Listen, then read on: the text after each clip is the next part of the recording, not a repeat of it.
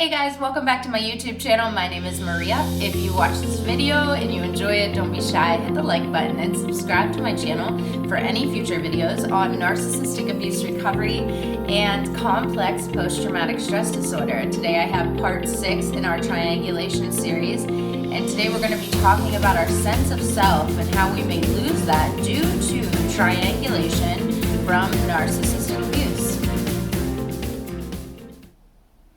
So when we have a narcissistic caretaker and we talk about triangulation, we have the 3 different types of siblings: the golden child, the invisible child, and the scapegoat child. So the narcissistic parent is placing false narratives on all 3 children so that the children don't actually speak to each other, but they speak to the narcissistic parent. The point of triangulation is that the narcissistic parent is the center point of this, right? So that's why they are able to create these false narratives about their children. When we figure out that we are a part of triangulation, it can bring up a lot of guilt and a lot of shame that this is even something that happened to us, or that we allowed to happen to us, or that we didn't know was happening to us.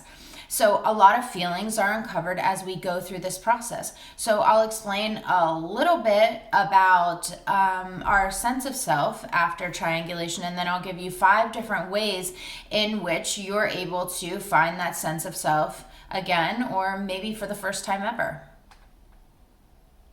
So a lot of times when we go through triangulation, it's so hard to believe that a caretaker may create these falsities in our life that we just can't believe that these false narratives are not true about us. So whatever it is that has been created, and told to us or been spoken over us in our lives, we've accepted that to be true, and we've lived these false narratives out as if they were true throughout our lives. So it just depends on what your narrative was. Was the narrative that you weren't smart enough? Was the narrative that you are mentally ill, you are not capable of doing certain things, you're not a good person? What was this narrative? And it's hard for us to get to the point of finding our sense of self because we just can't accept that this is really the dynamic that we lived in. It's so hurtful to even think that the people that are supposed to keep us safe are actually the ones that are playing out this emotional and psychological abuse that's actually causing us to feel this feeling of, what is wrong with me? There must be something wrong with me. So let's get into the 5 different ways in which we can help ourselves to find our sense of self. Okay, so the first way is by doing what I just spoke about. And that is accepting that this is the family dynamic that you were born in. A lot of people get to this point, and you have 2 different kinds of people in this healing journey, right? The people that figure out, this sounds familiar. Wow, I really resonate with this. This is something that happened to me. And then they turn their back and they walk away. They can't deal with it. They can't look at it. They can't comprehend. Maybe their parents have passed on at this point. A lot of people figure out about triangulation in their 20s, 30s, 40s, 50s, 60s, right? At any time of life. Especially if this is something that is covert or has, feelings have been swept under the rug. Were your parents not, did they not consider your emotions? Were they emotionally unavailable? So step number 1 is accepting that this was actually the family dynamic that you were born in, and getting ready for an actual healing journey where you're going to look at the good things that have come from this, the bad things that have come from this, what is true about you and what is false about you. It's almost like taking apart these different narratives that have been placed on you and pulling them out and looking at them and really investigating, is this a true thought? Is this a false thought? Was this even something that was true in the first place? And deciding what you want to do with this. So number 1, accept that this is your family dynamic. Step number 2 in figuring out your actual sense of self, if you are a victim of triangulation, is to actually detach that false narrative about you to actually leave room to find out who you are. So detaching the narcissistic caretaker's narrative from who you are as a person. So this can bring up a lot of guilt and shame in the process. See, I'll give you an example.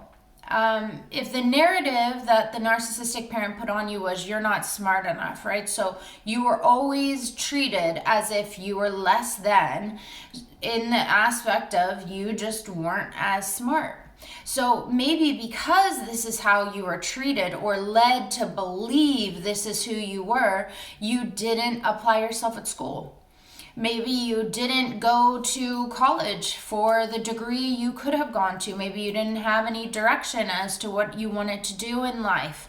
Maybe you didn't apply for that dream career that you wanted to because you didn't think you were going to be able to succeed at it, right? So this is how you played out the false narrative of I'm not smart enough. So when we look at this and we think like what is the reality of this, all right? So say the golden child or the person you were being compared to is an engineer, so they're good at taking apart and putting together things. Okay, well, a psychologist is good at figuring out thought processes in the brain, reprogramming the subconscious mind, understanding different emotions and the development of the brain. Someone in sales is good at understanding what a certain culture, what the needs are in a specific environment and putting value to a product to be able to sell it to the consumers. All right, everyone is good at something different. So the fact that a caretaker could put that weight on you that you are not smart enough because they are comparing you to the golden child is silly. That's a false narrative. So you are smart enough. It's just figuring out what it is that you are good at. Okay, so the false narratives that we have that are placed over us have caused us to act out in different ways in our lives. And a lot of times, like I said, triangulation, we realize this is actually a family dynamic when we're older and we look back on our lives and we see all the things that we didn't accomplish or we didn't do or we didn't try because we were too busy living out that false narrative. All right, so this can bring up some guilt and some shame when you go through this process, but it is very necessary. You have to detach that false narrative from your true identity to find your sense of self. So the third step in finding your sense of self after triangulation would be something that we've all heard of, but some people toy with it and some people never figure it out. And that is, what is your purpose? So for me, when I'm figuring out who I am as a person, that is completely intertwined and tied to what is my purpose in life. So I believe that my purpose was found in my pain. So I had to go through certain things, figure out a process in how to heal from things so that I was able to help other people heal from the same types of things, right? To guide people through the same process that I went through. So that is my purpose. When we look at the time we have on this earth and then we look at eternity, we're here for a split second, right? Like it's so quick, the time we're here on earth. So there's a reason why each one of us are here.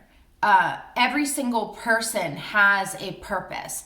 So if you can really dissect that and figure out, what have I gone through? What is my passion? What have I gone through that I can either help other people through, that I understand? And you can look at somebody like an architect and be like, how is that someone's purpose to be an architect? Hey, maybe that person grew up and their parents struggled or something happened and they weren't able to have a home, and they dreamt of what their dream home would be or how they would create a home, and they became an architect, someone that designs structures of homes. Okay, so that is their purpose. So figuring out your purpose is directly tied to who you are. What is your sense of self? So that is definitely something that you want to dive into.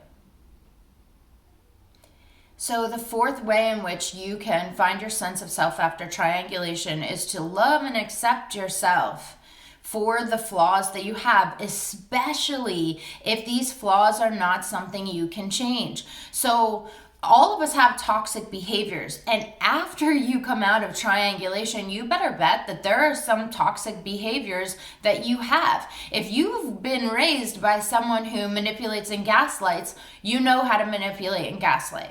Okay, not saying that you do that to everyone you come across, but you know how it works and you know how it feels. You know that you can get something out of manipulation, right? So not saying that your toxic trait is manipulating and gaslighting, but everyone on this earth has some sort of toxic trait. So that's why we go through a healing process. So when we think of what our flaws are and what our toxic traits are, these are two different things. So we need to love and accept ourselves for our flaws, for the things that we cannot change. So for instance, maybe you're getting out of triangulation and you notice that your memory isn't great. You have a really hard time with your short-term or your long-term memory, remembering people's names, faces, stuff like that. Okay, well, a lot of times because narcissistic abuse, emotional abuse in general, deals with our limbic system in our brain, that is the area of our brain that retains new information, that helps us out with our memory. A lot of times if we have complex post-traumatic stress disorder, that part of our brain is affected. It's not permanent. Okay, so we may think that we may say that one of our flaws is that we don't have a great memory. We are in this stage where we can't remember things. Okay, you need to love and accept yourself for that flaw that you have, because the alternative is to beat yourself up about having that flaw. And when you're going through this healing process and you're learning a sense of self, compassion is key. Compassion for yourself is so important. You need to turn away from being your worst enemy. You need to be your number one fan. Okay, so when we're looking at that, my memory is not great compared to a toxic trait of when I feel hurt, or when I feel hurt from somebody, I take it personally and then I give them the silent treatment. That is a toxic trait. That is something that is your responsibility to heal. That is something I had to heal. Okay, so these are the different things that we deal with when we're dealing with the difference between our toxic traits and our flaws. And for our flaws, we need to love, accept all of them in full. So lastly, number 5 in finding our sense of self after triangulation would be to celebrate all of our small successes. Trauma lives in the nervous system. So we understand what it feels like to feel shame, embarrassment, fear, right? But we need to understand what it feels like to feel pride, and to feel compassion, and to feel understanding, and to self-validate. All right, so we need to attach these feelings to our nervous system, these new feelings. All right, so celebrating all of our small successes in a way in which we do something that we see, wow, you did it different this time than what you had been doing before. And it doesn't matter how small how small it is, but to stop and to actually feel that self-validating, I am proud of myself feeling. And to sit in that and feel, how does that feel in my body? How is this different? To actually soak these feelings into our nervous system is a way in which we can provoke the good emotions that we want to feel. So the more we feel this sense of accomplishment and we attach this to our nervous system, the more we will crave this. So all those times when, like the example of you're not smart enough, you didn't do well in school because you didn't try. When you start accomplishing things and you know, even these small things in your healing journey, and you attach them to your nervous system, and you feel that feeling of I am proud of myself, and you start self-validating yourself, then you are going to get more of what you're looking for. You're going to get more of the happiness that you're looking for. You're going to want to achieve more because you know how it feels to be proud of yourself and to self-validate yourself in general, right? It makes sense. Okay guys, thank you so much for watching today. I hope you got something out of this. If you enjoyed it, don't be shy, hit the like button and subscribe to my channel for any future videos on narcissistic abuse recovery and complex post-traumatic stress disorder. And as always, I wish you all of the love in the world.